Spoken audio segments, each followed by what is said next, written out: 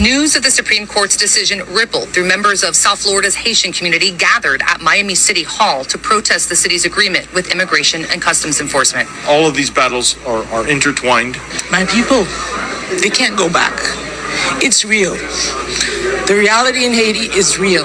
In a 6-3 vote, the Supreme Court gave the Trump administration the green light and temporary protected status for more than 250,000 Haitians. There is no grounds for terminating Haiti TPS based on the country conditions inside Haiti. This is absolutely absurd. It was temporary. You had temporary protective status. Temporary, as in not permanent, meaning for a period of time. What are we, guys, I don't get what we're all up in arms about. You guys were never citizens. You had time to get your citizenship. You had time to get your paperwork. You had time to get everything in order. And you didn't believe what the government told you. And that's on you. See, you thought that there was going to be some other law, something else that was passed to help you stay here, continue to benefit off our system. No, this administration stands on business. So, with that being said, stop ostracizing Black Americans, because key word in Black Americans, we are actual citizens. This is our country. This is our land. And now you expect for us to stand up for you guys when the government was very clear that you had temporary status. 15 plus years. Oh, but I had kids and now what am I going to do? You had 15 years. And in that time, you can't tell me that your life is not better than it was? No, but remember also, you guys are so quick to make sure you differentiate yourself between I'm Haitian and I'm not Black American. No, I'm Haitian. I'm not Black. I'm Haitian. Well, good. Go back home and live in Haiti. And again, I just want to be clear. I have nothing against Haitian people. Nothing like that. But my problem is when you come to Black Americans and say that we need to fight hard for you, you guys are just leaving us out here and these white people are doing this to us and all that. No. Don't put us in that. We have nothing to do with that. We have nothing to do with you not reading your documentation and doing what you need to do to be a member of this society. That's on you. All my Haitians, me personally, I would not be anywhere I'm not welcome. Man, so TPS is over with for you Haitians. And you on this damn app acting like the damn raging Cajun at us because we don't give a fuck about y'all going home. We gonna continue to stand on business and make sure that you get the fuck up out of here. Y'all got to go home. What I find funny is y'all getting kicked out of everywhere you flip-flopped your way to. You getting kicked out of Dominican Republic? They kicking your ass out of the Bahamas. They kicking your ass out of Jamaica. Where else they kicking y'all? Turk and Caicos, they kicking y'all ass out. They kicking y'all ass out in Brazil. And I'm gonna tell you why they kicking y'all ass out. Because you're too arrogant. What's so crazy right now? The comments I've been getting when I made a video, these folks, especially the white liberal, think I'm supposed to give a fuck about the Haitian and the TPS. Man, I am an American citizen. I'm not Haitian. I'm not on TPS. Just because we have the same skin color, I'm a little bit browner than most of them, but still, that doesn't make us the same race. I am not black and brown. I'm not a person of color, and I'm not African American. I am a foundational Black American who was born in the United States. I'm not Somalis. I'm not Haitian. I'm not Jamaican. I was born and raised in the United States. My parents are foundational Black Americans. These white liberals all over the internet saying, what are you talking about? Y'all black and brown. I'm not black and brown. I'm a Black American. When I fought for this country, I didn't fight for Africa. So I'm not an African American. I am a Black American. A proud American. Just because I look like some of the Haitians, it doesn't mean a thing, man. temporary mean temporary, and that's all to it. I was watching a video of this lady explaining what's going to happen now that TPS has been revoked for Haitians. And the comments were full of disappointing, sorry, and hateful excuses of humans. Americans telling Haitians to go back home. The TPS is temporary. Remember all the bad y'all said about us? Now go home. Man, all of y'all are hypocrites. You see when the government mistreats you, but you go blind when it mistreats somebody else. You don't want liberation for everybody. You want it for yourself. The crazy part is a lot of y'all are talking about Haiti like it just magically ended up the way it is. Nobody ever mentions America's role in keeping Haiti the way it is now. Y'all never mentioned the occupation, the stolen money, the political interference, the destabilization, none of it. Instead of learning the nuance behind the situation, you let bigotry and ignorance control your thinking. But then you swear you care about justice. You swear you care about life, right? Y'all swear you're all about freedom. Unless it's Haitians, I guess. But go ahead, comment your gifts, your TikTok slang, other stupid shit I'll be leaving in the comments. I'm just tired of all of it, man. Two black communities, one country, and right now, they're at each other's throats online, and almost nobody is talking about why. On June 25th, 2026, the Supreme Court handed down a ruling that's about to change hundreds of thousands of lives. In a 6-3 decision, the court sided the DT administration and cleared the way to end TPS status for Haitians and Syrian nationals, and just as important, it stripped the courts of most of their power to ever review a decision like this again. The result? Work permits tied to Haitian TPS are set to expire on July 10th of 2026. Now, here's where you need to understand about TPS before you judge anyone's reaction to it. This isn't some loophole. It's a program that's existed since 1990, built specifically for people fleeing countries in genuine crisis, war, disaster, collapse. Haiti was first designated back in 2010, right after the earthquake that unalived over 300,000 people. That designation got renewed by multiple administrations, Republican and Democrat, for 15 straight years because conditions on the ground never actually stabilized. Even today, the State Department still tells Americans not to travel there. So when this ruling landed, it didn't feel like a policy update. For 250,000 people, it felt like the flow disappearing. People with kids born here, jobs here, houses here, lives here. And that's exactly the moment the internet stepped into, because instead of watching two communities process that fear together, what we've actually seen online in the days since is Black Americans and Haitian immigrants turning on each other. Frustration, mockery, blame, distancing, all captured on camera, all going viral, all pointed sideways instead of up to the actual decision that caused it. I'm about to show you a real cross-section of that reaction. I'm not naming names, I'm not picking a side, and I'm not here to tell you who's right. What I want you to notice is the pattern underneath all of it, because by the end of this video, that pattern is going to say a lot more about America than it does about either community. Stick around, because the breakdown at the end is the part most people are too afraid to say out loud. Before we proceed, all credit goes to the creators of these videos. You'll find all their ads in my description box. But for now, let me play you a few more clips and then I'll be back with more commentary. These Haitians are mad at us like we did them something because we are not immigrants. They have not deported us anywhere because we are not immigrants. These Africans don't like us because they wish they were from here and they are immigrants. These Jamaicans, same thing. Motherfuckers want us to be immigrants so bad. Motherfuckers want us to be deported so bad. I'm honestly tired of y'all.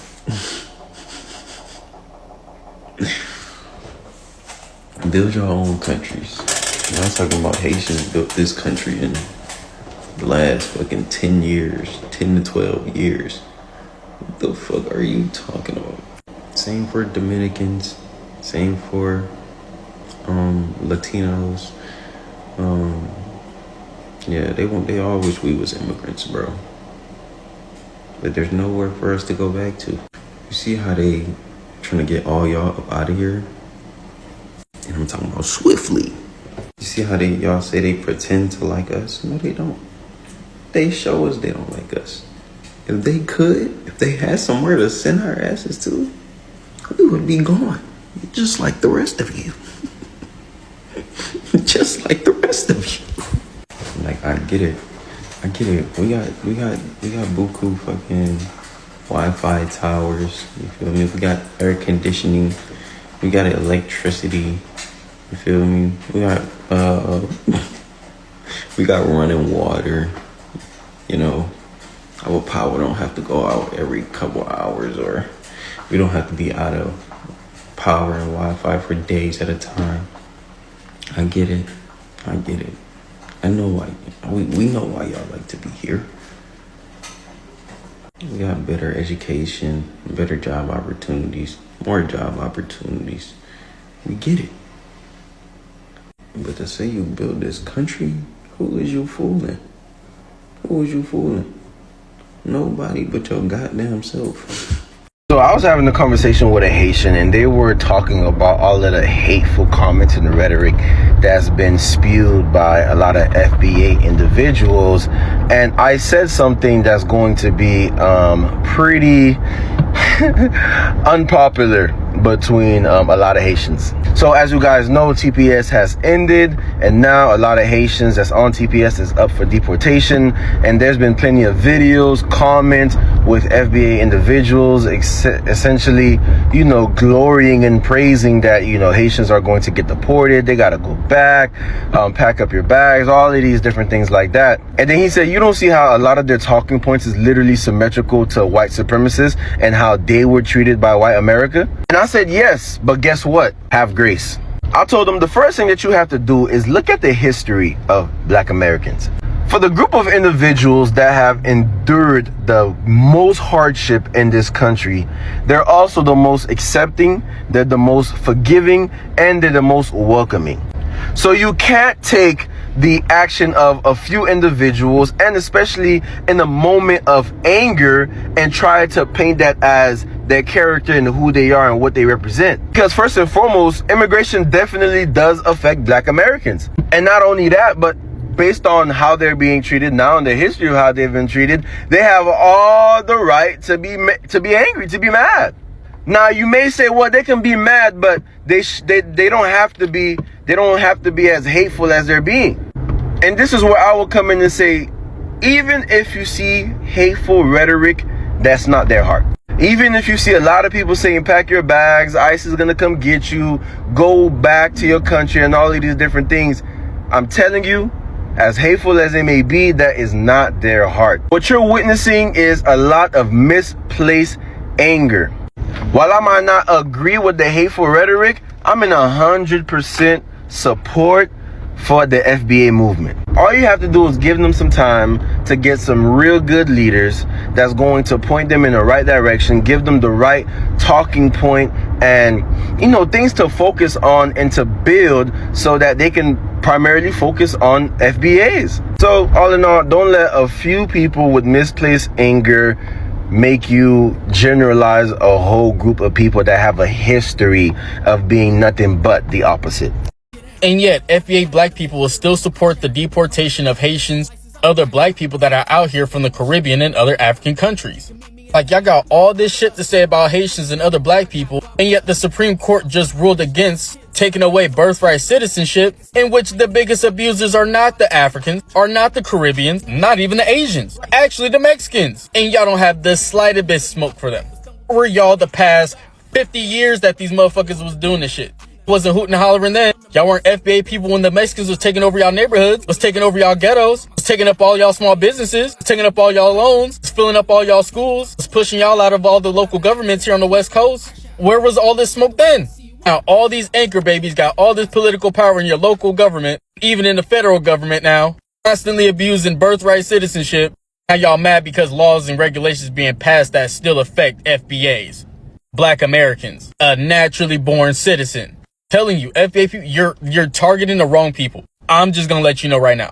Whether I disagree or agree with them ruling against birthright citizenship and all this other extra shit is literally irrelevant right now. It's irrelevant. But I'm gonna call out the bias, the double standard that the FBA people have in this country. How can you have all this vitriol and smoke for Caribbeans and African people, and yet it's not the Caribbeans and the Africans that are taking over your neighborhood, that are taking over your businesses, that have taken over your schools, that have taken over your local governments? The Haitians aren't the racist store owners. The Haitians aren't doing the shit that these other races of people are doing that are actually abusing birthright citizenship laws. You have to remember, this is still an attack on black people. Them getting rid of TPS was literally to specifically target foreign black people, was specifically to target Caribbeans and African people. Because if it was really an immigration thing, they would have passed the law to end birthright citizenship. They would have done the exact same thing, but they didn't. They chose one over the other. They said we would rather keep 85 to 90% of Mexico's population in this country at the expense of removing the small percentage of Caribbeans and Africans that are here. And you guys are clapping that shit on. While the same people who benefit from birthright citizenship are actively taking over your neighborhoods, are actively waving another country's flag on American soil. The only thing I've heard a Haitian say that I disagree with was this random Haitian woman on the streets in New York said that everybody has a right to live in America. I don't agree with that. I just don't. Not everybody should be entitled to this country just because they feel like they should be living here. The Haitians, the Caribbeans, and the Africans that are a part of the police force that's brutalizing you? Was it a Haitian woman that went viral for saying all this racist shit about black people out there in Houston? Or was it a Mexican lady? Was it a Haitian store owner and his son that shot a young black boy on his back for suspecting that he stole a water bottle? Or was that an Asian man and his son? Like I said, FBA people, you guys are targeting the wrong people. So where does that leave us? Here's what we know for certain. The legal reality is not up for debate anymore. TPS for Haiti is ending. Work authorizations expire on July 10th, and the courts have very little room left to intervene. That part of the story is closed. What's still being written is how the people affected by it and the people watching it happen choose to treat each other while it plays out. And that's really what this video is about. Not picking a side in an online argument, but pointing out something bigger. This pattern of communities turning on each other instead of the institutions making these decisions isn't new. And it isn't unique to this situation. It happens with immigration, it happens with jobs, it happens with housing. Anytime resources or protections feel scarce, the people closest to the bottom get pushed to fight each other over the scraps, while the actual decision makers stay completely out of the crossfire. And that's not a coincidence. Division at the bottom is convenient for the people at the top. It keeps attention off policy and onto personal grudges. It turns "why did this ruling happen the way it did" into "why don't you people appreciate what you have here?" And that's a much easier argument to have than one about accountability, consultation, and due process that the dissenting justices themselves raise concerns about in this very ruling. I'm not telling you how to feel about this. If you're frustrated because you feel like your own community's struggles get ignored while other stories get the spotlight, that frustration is real and it doesn't come from nowhere. If you're terrified because your legal status just got pulled out from under you after 15 years of building a life here, that fear is real too, and it doesn't deserve mockery. What I'm saying is this: the clips you just watched aren't really about Haitians versus Black Americans. They're about what happens when a system creates scarcity and fear and let everyone underneath it sort out the fallout amongst themselves. The people in those clips aren't your enemies. They're not even talking about the same problem. They're just both in pain, and pain doesn't always find its way to the right target. If there's one thing worth taking from this, is that the loudest voices online right now, on both sides, usually aren't the whole story. Most people in both of these communities are not out here celebrating each other's hardship. Most people are just trying to survive a system that keeps handing down decisions from far above either of their heads. And that's where I'm going to leave it today. This is a developing story, and I'll be tracking what happens as the July 10th deadline approaches and as more legal challenges make their way through the courts. Now my question to the Supreme Court: what exactly am I going to say to those 100,000 children who were born here and whose parents are on CPS and can be at any time deported? What should be my answer? And my hope is that you have a child. If you don't have a child, you have a nephew, you have a cousin, and you know how deeply connected parents are to their children. And for you to sit on this highest Supreme Court desk and make such a terrible, horrible decisions, to me, this is not acceptable. And I think this is the time for all of us, this entire country, need to stand together and to say enough is enough. This is not acceptable. This is inhumane. So what do you all think? And which side of the conversation do you support in this matter? Let me know your thoughts down in the comment section. I would love to keep this discussion going. Otherwise, that's it from me. I also have another video specifically tailored for you. And if you enjoy such kind of content, please click up here and enjoy. Also, consider subscribing, liking and sharing because it helps me grow my channel and helps YouTube recommend this video to a wider audience. But for now, thank you so much for watching, and until the next time, the Joy Report out.